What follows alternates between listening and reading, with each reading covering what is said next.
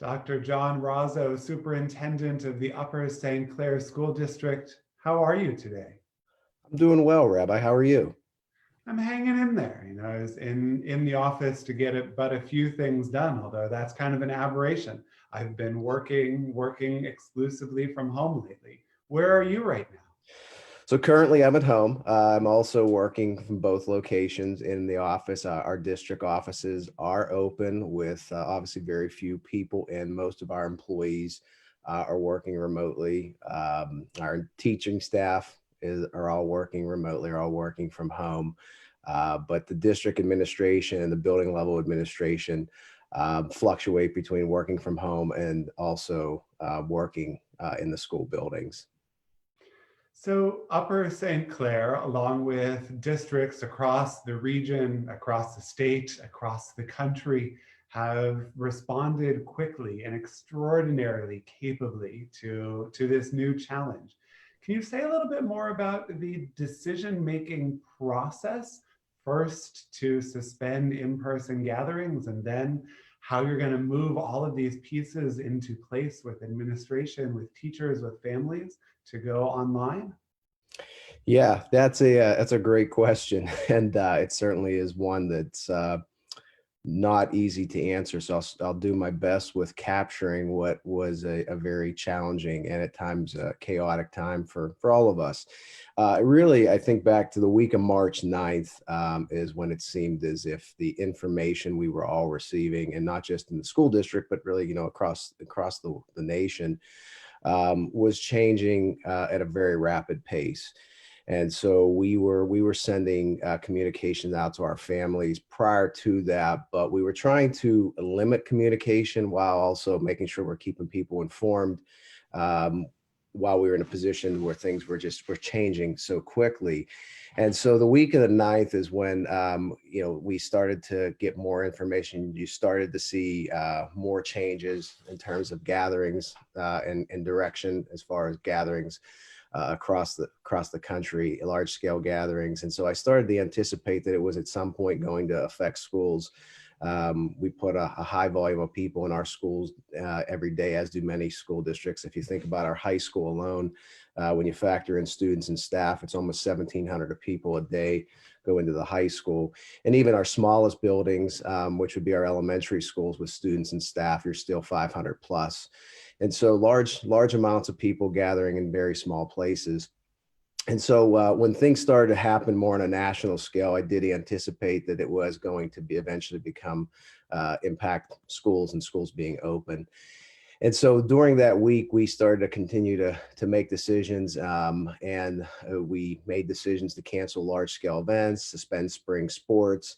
That all happened during that week. And then as we got to the end of the week, Friday, March 13th, the superintendents throughout the state had a conference called that morning with the Secretary of Education, or webinar, I should say, with the Secretary of Education and his staff. And we were anticipating at that time there'd be an announcement relative to a school closure, and that did not happen. And so it caused concern for school districts because then decisions needed to be made at a local level. And so that morning, then I participated in a conference call. It was actually a Zoom call like you and I are participating now, with the Allegheny Intermediate Unit and the 41 other superintendents throughout the county, so that we could collaborate and try to collectively make decisions. And obviously everyone's circumstances were different, but that power of collaboration was needed. And so after the webinar from the Secretary of Education, there was then another call scheduled at 1 o'clock, where we were anticipating an announcement to be made at that point, and that didn't happen. And then I'm by no means being critical of our state leaders. I recognize somebody who's in a leadership position at a much lower magnitude. The many factors that go into these decisions and the magnitude of these decisions are certainly not easy ones. And so when we had that call in the afternoon, and the decisions were not, at that point it was still uncertain whether or not schools would be closed as a mandate at the state level. That's when superintendents really had to take it into their own hands. And so the large majority of superintendents closed school for a minimum of 2 weeks. And then there were quite a bit that went longer than that and went out to, as far as a month. We made the decision to close for a month because that also factored in a week of spring break. So essentially it was a 3-week closure we were looking at. And we didn't think that if we would close for 2 weeks, coming back for a week and then going to spring break didn't seem to make a lot of sense at that point. And so that's how we ultimately arrived at the month closure. Obviously, since then, the decisions were taken out of our hands, and the closure was extended throughout the remainder of the school year. But certainly, it was a challenging time, making very big decisions. This decision to close school is not one that I took lightly. We have 4,100 students in our school district, and it was one of the toughest decisions I've ever made. It was clearly, as I'm sure with many people in many professions, it was one of the toughest weeks, probably the most challenging week of my career. And we made that decision. We knew it was a big one. And we really miss the kids. We really miss the kids a lot. School's not the same without having kids in your buildings, but their safety and well-being is first and foremost. And so a lot went into the decision. Like I said, collaboration with other school district leaders, interaction with our state officials, and that's kind of how we got to the point of where we're at. It is an absolutely heartbreaking decision to have had to make, and a lot of hopes dashed. And at the same time, you really got to show and live your values of putting the students first and making sure their health and well-being was a priority. And as hard as that was, I commend you for you and your peers throughout our county for being on the front lines of doing what needed to be done for their protection. Oh, thank you. Thank you. I appreciate that. Tell me about the move to online classes, how that is both going as well as the decision to make that shift where possible. Yeah, so I will say that I think it has gone as well as it could have gone at this point. But as we said at the outset, having our kids in school and with that in-person learning, we're not going to be able to replicate that. Our goal was to provide as meaningful instruction as possible, considering the limitations we have right now. So when we first started out, as you can imagine, I think everyone had different opinions throughout not just our community, but throughout the region, throughout the state, throughout the nation, in terms of how long schools should be closed. Should schools even be closed at all? And the higher ed had the week prior had made the decision. You saw a lot of colleges and universities made the transition to online learning, which is why I think some may have thought that making that transition in K to 12 would be as easy. And it's a huge move. And we wanted to approach it. First of all, we were trying to gauge really what the duration we were looking at, because initially we were looking at more of a short-term closure. As it started to become apparent that we were likely looking at a longer-term closure, whether it be into May or the rest of the school year, like it ultimately ended up being. We wanted to make sure that we construct something that is meaningful for our kids. And so we had about 3 weeks from the time we closed until the time that we started delivering remote instruction.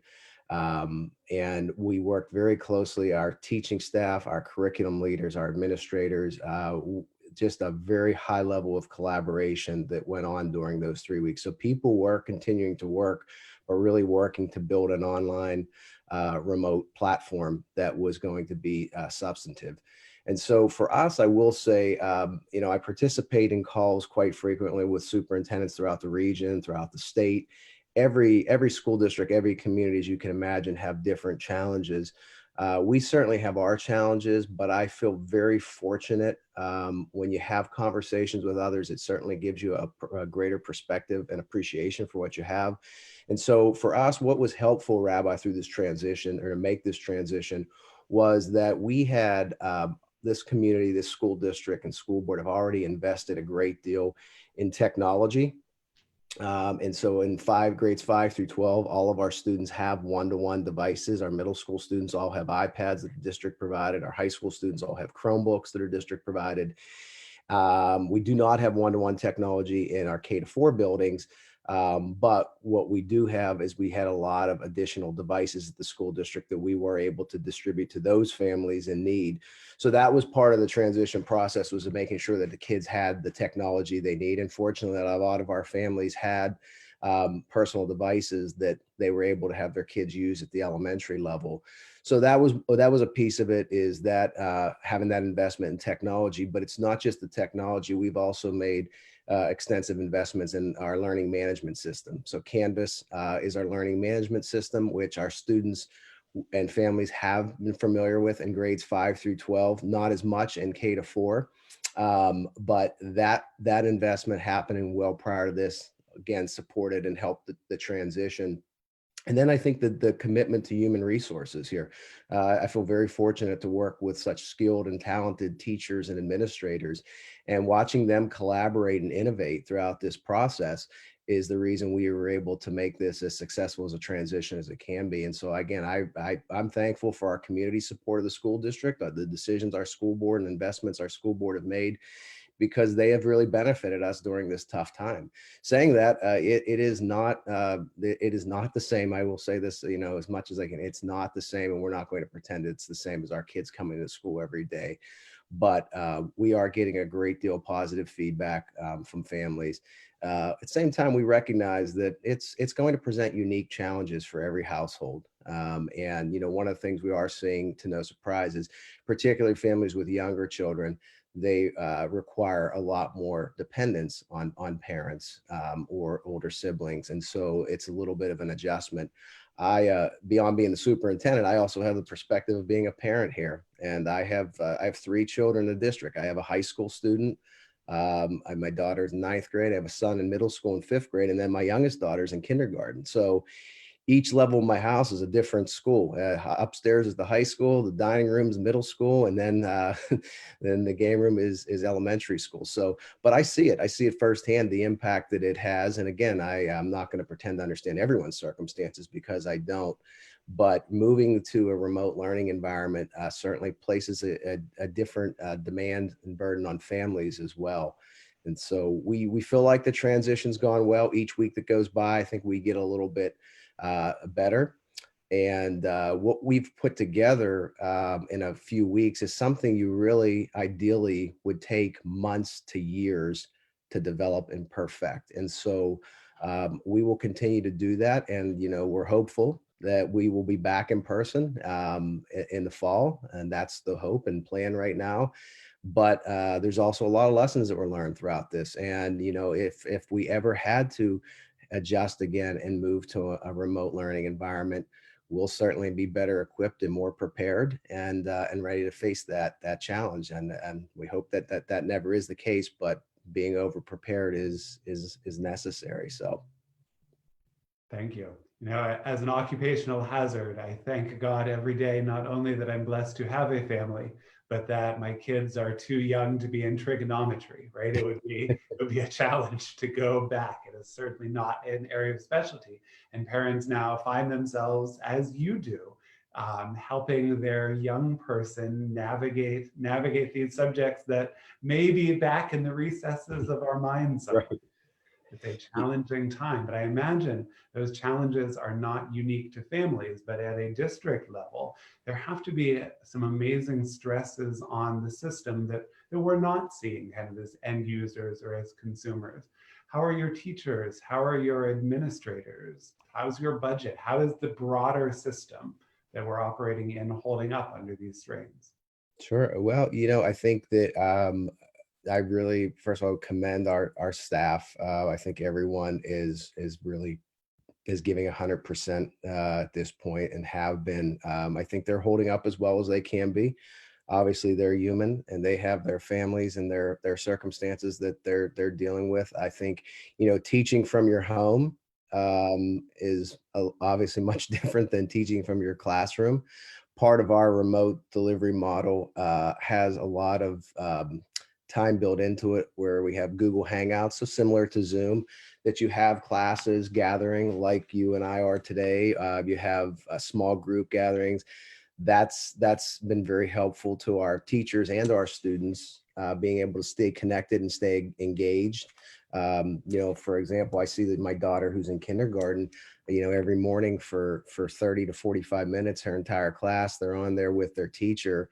And it certainly is not the same as being in the classroom, but they're still able to see each other, they're able to talk. And it's just, I'm so grateful that we have that capacity, because that is not the case in every school district throughout Pennsylvania. In fact, in most, it isn't the reality. And so I think our staff, to answer your question, I know I went on a tangent a little bit there, but the staff and administration, they're holding up well, working, as hard as they can to meet the students' needs. I do definitely get the sense they really miss being around the kids and being with the kids. I mean, that's why I went in this profession. That's not a canned answer. That's the truth. We don't have schools without kids, and so nobody went into this profession to interact with kids through Google Hangouts or to teach completely online. But that's the circumstances, the reality of where we're at this point in time. But I think they're holding up, but also very much looking forward to when we can return to some normalcy. We've been reading an awful lot in the newspapers of late about universities and some of the financial strains, and is this going to last through the academic year, through the calendar year? I would never presume to ask to see if your crystal ball is any better than mine. Do you know when this is going to end? Do you know when we're going to be back? But I have to imagine for all of the parents who are tuning in, there's just some question around what it might look like. So as you start to put into place plans for many different scenarios, rather than knowing the plan, I'm interested to know what scenarios you're considering. Is this a staged thing? Is this a hybrid model of online? Is this alternating days, as we've seen from other administrators in California in the news? What different possibilities are you considering as we think about how this plays out and we, God willing, do return to that sense of normalcy? Yeah, no, that's a great question. It's certainly one we don't have a complete answer to at this point. I think we know that the next 30 to 60 days we think will be very, very telling for us. We're hoping that we are able to start to transition back this summer to some school activities. We have a lot of our programs, whether it be summer school, fall sports teams, that begin a lot of that work over the summer months. So we're hoping that we can have some normalcy around that. If not, we're looking at what can we replicate virtually. And then for the start of the school, there's a lot of scenarios that are on the table. One being, do you push the start of this, depending on where we're at with things, do you push the start of school back potentially a few weeks? Do you start end September, and then you look at your school calendar differently? A lot of this will depend on, what kind of direction or what type of relief we'd get from the state level. Right now, the state requires 180 days of school, which was part of what was challenging in making that initial decision to close school. And I forgot to mention that, is that we were by law still required to go 180 days. So when I made the decision to close school for a month, for example, here, I was operating under the premise that I would have to make that time up potentially, and you have to do so by June 30th of the calendar. So it does present some challenges if you don't have that support and that authorization from the state level. So I think looking at maybe a potential delayed start to the school year, that's one option. I mean, obviously the first option and the hopeful option is that we're back in person and doing business as normal when we hit the fall. But looking to move the start date is one. Looking at potentially starting with having a continuing in a remote learning environment is another possibility. A possibility of having staggered days. All those things. I wouldn't say anything's off the table right now. We will be doing a lot of evaluating over the next, month, 2 months. And we're just really hoping to be able to get our kids back in the fall. And I would guess that's a large majority of people. But at the same time, we want to, and we will take direction from the appropriate authorities and make smart decisions, and ultimately the decisions that are going to keep our kids safe, as safe as they can be. So a lot more to just still collecting a lot of information, a lot of data. And I do suspect that we are going to continue to learn more. And hopefully the more we learn, the more, the better we are able to respond, not just as a community, but as a nation. Absolutely. I am so grateful for your time, and I want to give you the final word here for all of those parents who are tuning in. What do you want them to know? What do you want them to be thinking about? How can they support their teachers as their teachers are working hard and creatively to support them? Yeah, I would just, first of all, I really want to have sincerely thank our community and our families. The feedback and support by and large has been very positive. I appreciate, I think people understand the gravity of this, the impact that it had on the school district, not just our school districts, but all school districts.